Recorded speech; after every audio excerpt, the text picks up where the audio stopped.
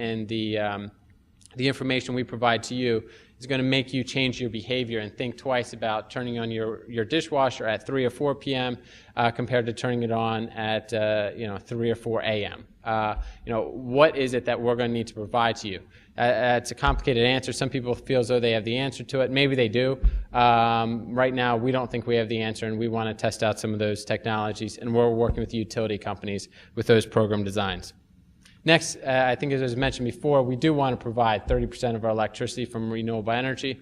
That breaks down pretty simply. We're looking at through the Garden State Offshore Energy offshore wind project that's coming online.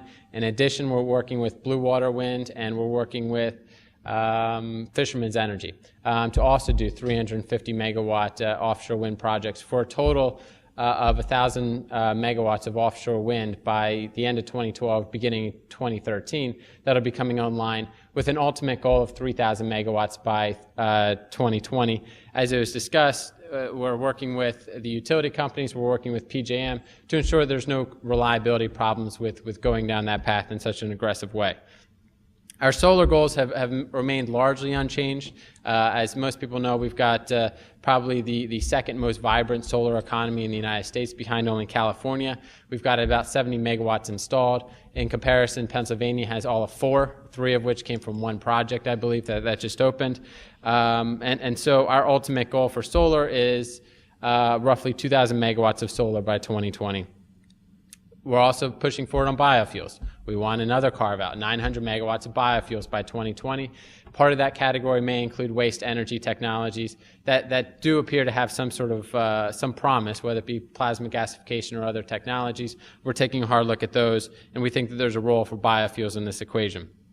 We need to balance the state's supply and demand for electricity. This is one of the areas where, again, we're trying to mitigate the challenges that we're faced with. We're faced with a lot of tough challenges, one of which is ensuring that the reliability of the system is not compromised in New Jersey.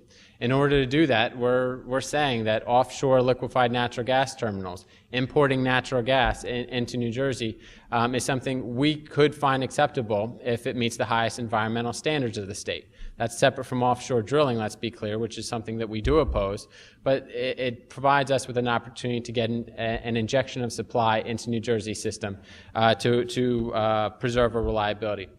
Nuclear energy, pretty hot issue. Unfortunately, I would love to stand up here today and say that next week, we're going to Oyster Creek or some other nuclear plant in New Jersey, or some other coal plant for that matter, and say that we're closing them down because we have some other answer. Unfortunately, we don't. And unfortunately, it may require a new nuclear plant to be built in New Jersey. If we cannot find other technologies to supply us with the baseload demand that we need, as was discussed before, if we're not provided with those energy storage efforts and baseload demand continues to outpace baseload supply, we're only left with 3 options: natural gas, coal, and nuclear. Of those 3, coal is incredibly CO2 intensive. Natural gas, I talked about the volatility of the price. The technology also isn't the best to supply baseload demand. And so I'm left with 1, nuclear. If somebody else has a better option, I'd love to talk about it. It's unfortunate, but at present time, it would not be responsible for us to turn our back on that technology. Next, we want to push forward with cogeneration, 1,500 megawatts by 2020 of additional capacity. That's about a 50% increase from where we are today in terms of cogen capacity. We want to, I think was mentioned in the introductory remarks, make sure that all these efforts that are creating all this demand for green energy in New Jersey, we want to make sure that we're working on the supply chain, that we're making sure that people aren't just coming to New Jersey to install these technologies, but we're actually making the green energy economy a cornerstone of New Jersey's economy, maybe on par with what has happened with the pharmaceutical industry. To do that, we're looking at research. I told you science is the key to all of this. We're looking at research. We're going to be providing monies for private research efforts and energy research efforts, both on just the pure research side, but also on the manufacturing side. If somebody has an innovative technology, you can come to New Jersey, manufacture. We'll provide you funds to get you started. In addition, we're creating an energy institute to work with the universities, many of which are represented up here, to try to form collaboratives, to reach some of the answers that we're faced, to reach some of the answers to the questions and challenges that we're faced with today in our energy environment. Next, we're going to be pushing forward with our Department of Labor and Workforce Development with the Green Collar Jobs Initiative. Let's make sure that if we're going out into 300,000 homes every year, that we have a locally trained workforce that's doing it, not just New Jersey-based. Let's make sure it's locally based. There's plenty of houses that need energy efficiency upgrades in Trenton, in Newark, in New Brunswick. Let's try to get a locally based workforce going in and doing that work. We're working with the local nonprofits to do that. And I believe yesterday there was a press conference with ILS, New Jersey Natural Gas, and Department of Labor that the governor attended, making an announcement for funding to support that initiative.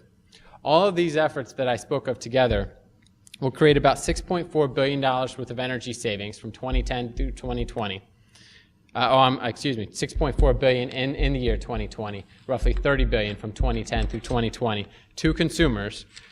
In addition, it will require an investment of around $33 billion in New Jersey's energy infrastructure. We've talked a lot about economic stimulus projects lately, right, on the federal level particularly.